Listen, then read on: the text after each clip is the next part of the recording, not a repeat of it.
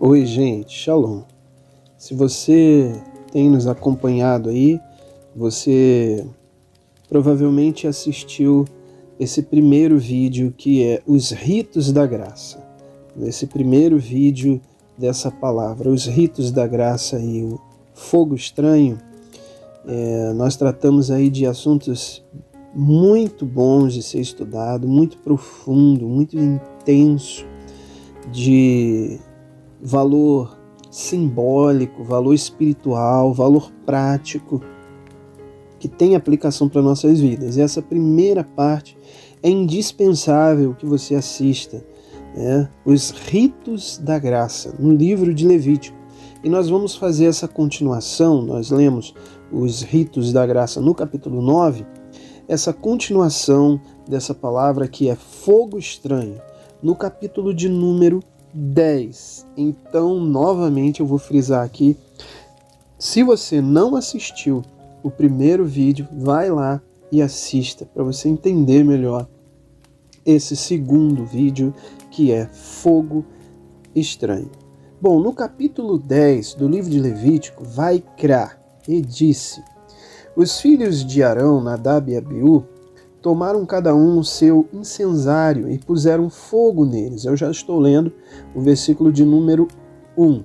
Sobre o qual puseram incenso e ofereceram diante do Senhor fogo estranho, que ele nunca lhes mandou. Essa palavra é imprescindível você frisar, que ele nunca mandou, lhes mandou. Então saiu fogo de diante do Senhor e os queimou e morreram perante o Senhor. Então disse Moisés a Arão: isto é o que falou o Senhor, dizendo: serei santificado naqueles que se achegarem a mim, e na presença de todo o povo serei glorificado.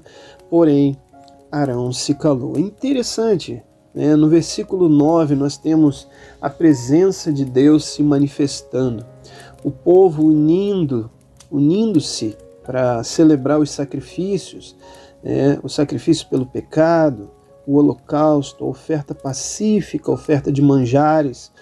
Falamos o significado que está nesse capítulo 9, oferta de pecado, a morte do Cordeiro, uma figura da morte do Cordeiro, de Jesus. O holocausto, a celebração da alegria, do encontro, o homem que estava afastado de Deus por causa da sua pecaminosidade. Um dos objetivos do livro de Levítico é mostrar a pecaminosidade humana em contraste com a santidade de Deus. O homem estava afastado de Deus e agora Deus faz a celebração da alegria e do encontro com o homem na oferta de holocausto do Senhor Jesus, a oferta pacífica, esse tratado de paz que agora é estabelecido, como diz o livro de Romanos, sendo pois justificados pela fé. Se eu não me engano, capítulo 5, versículo 1, temos paz com Deus, tá? Se eu não me engano, vocês procurem aí. Oferta de manjares, sendo então agora, ele possibilita a minha alma a alimentar-se nele, provar dele e cear com ele. E aí a gente tem esse versículo 9, falando de algo tão belo, profundo, tão espiritual. E no capítulo 10, essa queda da humanidade. Isso é comum, né? Um homem está tão espiritual num dia, no outro dia a possibilidade da queda é muito, muito forte. O homem se enche e aí ele parece que esse enchimento do seu ser faz ele se tornar autossuficiente. E quando nós somos autossuficientes com ele, alto com ele, precisamos da suficiência que vem do alto sempre em nossas vidas. E aqui nós temos essa queda que acontece com Nadab e Abiú. Fogo estranho. Após tudo isso, essa espiritualidade, Nadab e Abiú, eles fazem algo que Deus não mandou, como diz o versículo 1. Eles acendem fogo estranho que o Senhor nunca lhes mandou. O fogo deveria ser aceso no altar do incenso. Então eles acendem seu próprio fogo, um fogo estranho, que remete já à obra humana, à justiça humana. Mas eu quero ir mais além.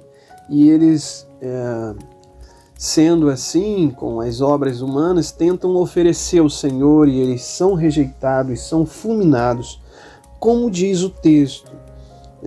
São fogos que são introduzidos, e aí a gente já faz correlação com a outra palavra. Isso são fogos que são introduzidos aos rituais da graça, mas não foi Deus que prescreveu.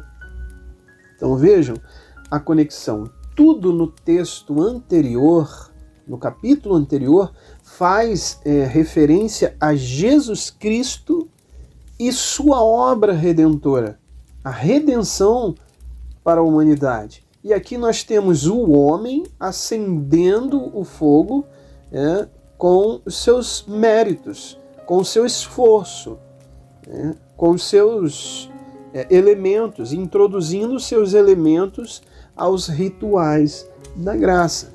Peterson, tudo bem, mas como eu posso ver isso nos dias de hoje? Hoje, queridos, o que mais nós temos é fogo estranho, vindo de todo lado. Adereços que Deus não mandou. Cultos com inúmeros adereços. São fogos estranhos. Deus não mandou. O culto, seja como for, dentro de um templo, seja ao ar livre, seja como for, seja qual for o seu segmento, ele deve ser cristocêntrico. A chofar era tocada anunciando o sacrifício do Cordeiro. Então, quando alguém fala, precisa falar da redenção, do Cordeiro de Deus. E se isso não acontece, provavelmente vem fogo estranho por aí. Então, adereços que são introduzidos aos rituais da graça. Aí, quais são esses adereços? Inúmeros. Se você olhar os programas televisíveis por aí, temos inúmeros comportamentos, coisas que estão sendo acrescentadas aos cultos, absurdos, idolatrias pastorais, de bispos, de homens, pessoas que repetem gestos, falas. São coisas tão absurdas, fogo estranho. E eu preciso dizer isso, querido, a maior expressão desse fogo estranho aqui é algo que sai do próprio homem. A Bíblia diz que eles acenderam de si próprio. Então tudo aquilo que sai do homem e não há uma confiança nos ritos da graça, uma esperança, uma fé nos ritos da graça, aqui são ditos aí mais propriamente no primeiro vídeo. Isso parte do homem, do esforço humano, da alta justiça, do egocentrismo. Isso é fogo estranho. Deus não vai aceitar isso. Pessoas que têm se colocado como Santíssima Trindade, ou melhor, são a quarta pessoa da Trindade. Não, eu sou santo. Se auto-intitulam como os santíssimos, e o que mais a gente vê agora em redes sociais são quedas e quedas e quedas, porque o orgulho precede a queda. Então o que mais nós temos hoje, no dia de hoje, são fogos estranhos. E essa espiritualidade traz morte, não tem jeito, é o que a gente encontra nesse texto.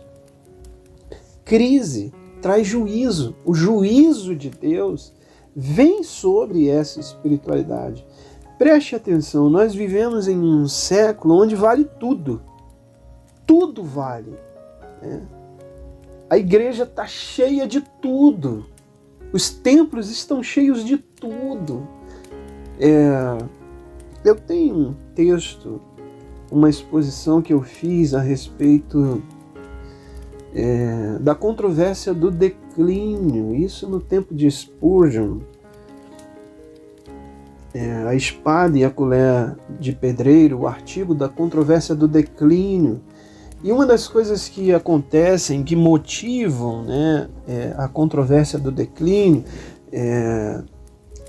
a posição de Spurgeon e do seu amigo Schindler nesse tratado, o que estava acontecendo na época era o secularismo entrando dentro da igreja e o mundanismo entrando dentro da igreja. Eles se posicionam e aí existe a controvérsia do declínio.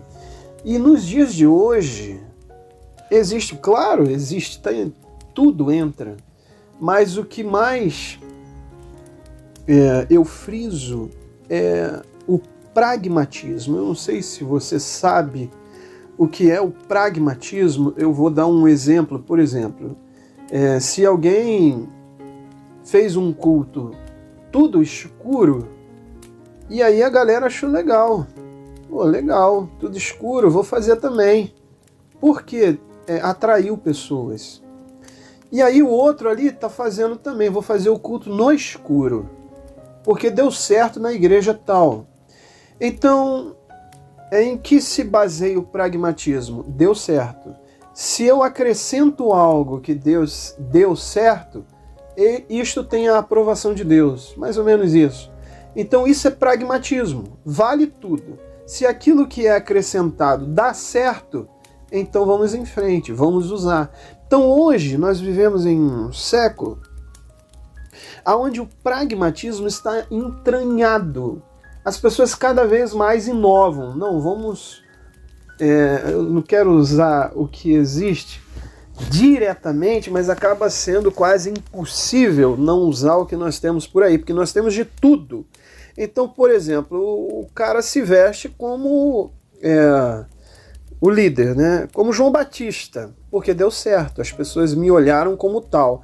Aí o cara se veste como um rabino, um judeu da época de Jesus, deu certo dentro da igreja, então é isso que dá certo, é isso que chama pessoas, é isso que dá lucro, né? A expressão é essa, dá lucro, então vamos usar.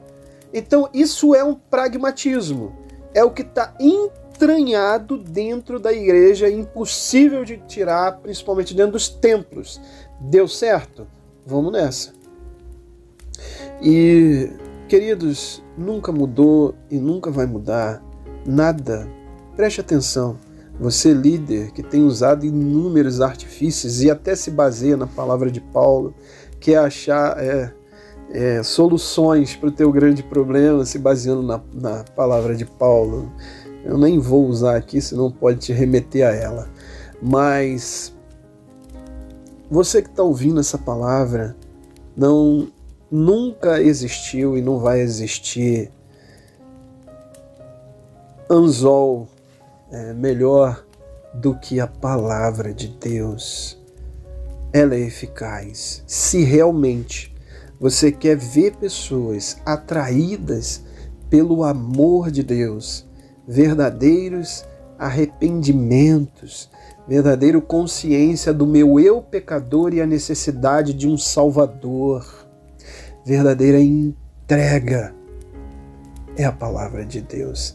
Pregue a palavra de Deus, inste, tempo e fora de tempo.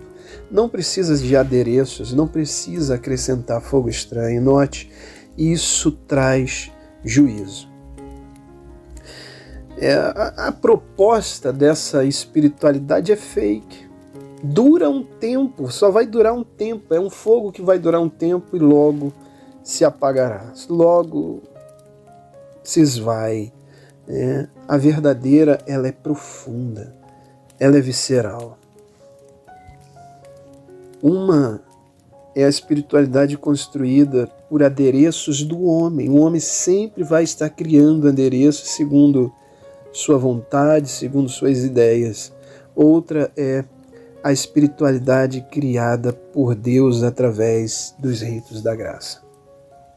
Pessoas que tentam se salvar, pessoas que querem acender o seu fogo com seus méritos, com sua consagração. Note, eu não estou falando que você não tenha que se consagrar, se você quiser usar a expressão se santificar, amém. Mas note, é o fogo de Deus. A Bíblia diz que Ele mesmo é o que santifica a sua igreja para apresentar a si próprio como imaculada.